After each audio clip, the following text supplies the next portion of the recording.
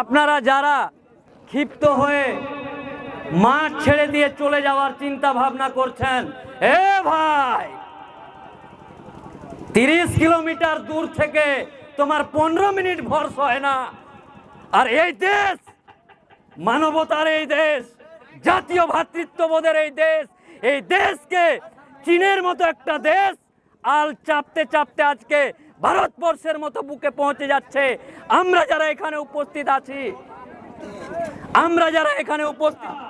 জানেন ভালো করে, চীনের মতো একটা দেশ আল চাপতে চাপতে ভারতবর্ষের বুকে পৌঁছে যাচ্ছে।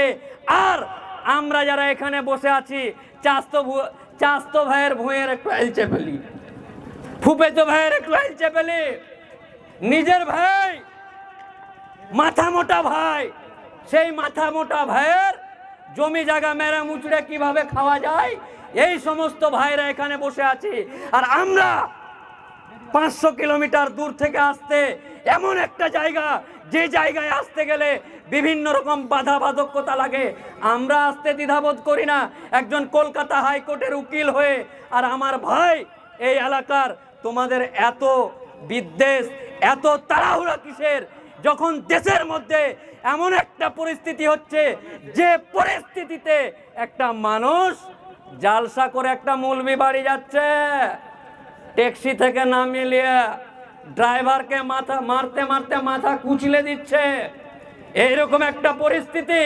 আমার ছোট ভাই শাকিরুল বলল, মুর্শিদাবাদের মতন জায়গা, আপনার চাস্তো ভাই, আপনার ফুফাতো ভাই আদমের সন্তান, অর্থাৎ মুসলিম সম্প্রদায়ের মানুষ মুর্শিদাবাদে যারা আছে তাদেরকে এনআইএর মতো একটা সংস্থা জঙ্গি বলছে। আমার ভাই বলল, আমি আরো ডিটেলসে বলতে চাই, হে আমার ভাই, হরিশ্চন্দ্রপুরের শেরশাবাদিয়া সম্প্রদায়ের ভাই, আমার নিজের মায়ের পেটের ভাইয়ের মতো ভাই, সেই সমস্ত ভাইদের বুকে হাত দিয়ে চিন্তা করার কথা বলতে চাচ্ছি। হে আমার ভাই, আজকে মুর্শিদাবাদে হচ্ছে, কালকে হরিশ্চন্দ্রপুরে হবে না, আর কোনো মানে আছে?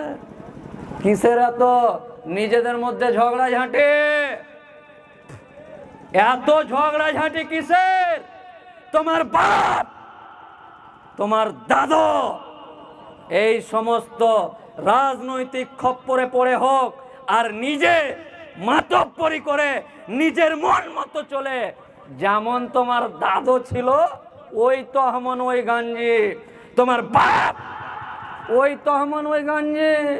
স্বাধীনতার 74 বছর হয়ে গেল, স্বাধীনতার 74 বছর পরও ওই তহমন আর ওই গাঞ্জি, লাভের লাভ কিচ্ছু নেই, কিচ্ছু ছেড়ে যায়নি। একত্রিত হতেই হবে। আজকে নিজেদের মধ্যে গন্ডগোল মিটাতে হবে, কসম আল্লাহ 1 মিনিট সময় নেই। গোটা দেশের পরিস্থিতি আপনাদের সামনে যদি হাতে কলমে লিখে বুঝাতে চাই বা বুঝাতে পারতাম, কসম আল্লাহর 1 মিনিটে এই মুহূর্তে আপনাদেরকে এক হতে হবে। আজকে আমাদের মধ্যে জয়নাল যদি মেম্বার হয়ে যায়, আর জয়নাল যদি বাড়িখান ইটের বাড়ি ছিল প্লাস্টার করে রং করলে, ওকে মাগে মা, মফিজুল পারলে টোটো ভাড়া করলে, জয়নাল সব টাকা মেরে খেয়েছে, জয়নাল সব টাকা মেরে খেয়েছে। আর বিভিন্ন জায়গার ব্লক সভাপতি থেকে শুরু করে বিভিন্ন যে আর অন্যান্য মানুষগুলো আছে, জয়নাল বাদে যারা আছে, তাদেরকে দেখলে, নমস্কার স্যার, আমার বেটা 6-এ পড়ছে, মাধ্যমিক পাস হলে কিন্তু আর বেটাকে চাকরি দিতে হবে, আপনার পিছে আমি আছি। হে ভাই, জয়নালের উপর এত কিসের রাগ? রাগ ছাড়েন। আর গজর গজর চায়ের দোকানে ইয়ার গিবত, ও আর দুর্নাম, ওই করলেছে, ও আর হেগেছে, কি করেছেন? গিবত করে কার কি করলেছেন? না আপনার বাপ না আপনার দাদু গিবত করতে করতে মারা গেছে, কিছু করতে পারেনি, আপনিও কিছু করতে পারবেন না। যেমন ভাবে চলছে তেমন ভাবে চলবে। তাই গিবত করা, সমালোচনা করা, এগুলোকে বন্ধ করতে হবে।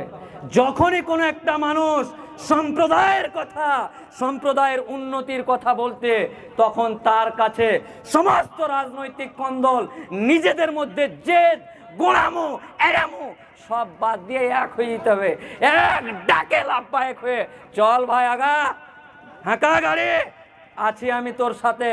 না, কারণ গীবত বা আর কিছু করে কিছু করতে পারেননি, পারবেন না। ৭৪ বছর কিছু করতে পারেনি, আর দুদিনে কিছু করে নেবেন এরকম কোনো ব্যাপার নেই আপনাদের কাছে। তাই ওগুলা সব বাদ দিয়ে দিতে হবে, কারণ কিছু পারেননি যখন, তখন বাদ আপনাকে আজকেই দিতে হবে। আর আজকেই বাদ দিয়ে এক হয়ে দিতে হবে। কি হয়েছে রে, কে রে? জয়নাল ডাকুক আর মফিজুল ডাকুক, এক ডাকে পরে দেখা যাবে জয়নাল 4টা বিয়ে করেছে না 30টা বিয়ে করেছে। ঠিক, জয়নাল যদি নিজের জাত, নিজের সম্প্রদায়, নিজের ভাই, নিজের কম, নিজের দেশ, নিজের সমাজ, নিজের থানা সম্পর্কে যদি এক কথা বলে, এক কথায় সমস্ত দ্বন্দ্ব ভুলে গিয়ে আপনাকে এক বাক্যে তার পিছনে হতে হবে। ইয়াসিনদা আমাদের রতুয়া বিধানসভার তরুণ তুর্কি, ইয়াং জননেতা এবং বিশিষ্ট সমাজসেবী আমাদের মাঝে উপস্থিত হয়েছে।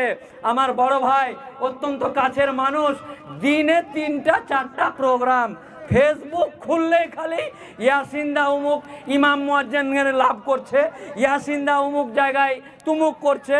মানে কাজের, যারা কাজের মানুষ হয়, যারা সমাজের উপকার করে, যেমন আমি, কোন ডাল ডলে গেছে এ ভাই, আজকে 400 কিলোমিটার দূর থেকে গাড়ি ড্রাইভার চালাতে চালাতে যখন জঙ্গিপুরে নিন চলেছে, ছাড়, আমার জাত, আমার ভাই, আমার ফুফাতো ভাই, আমার সম্প্রদায়ের, আমার মায়ের পেটের ভাইয়ের মতো ভাই যারা আছে, তাদেরকে আমাকে সচেতন করতে যেতেই হবে।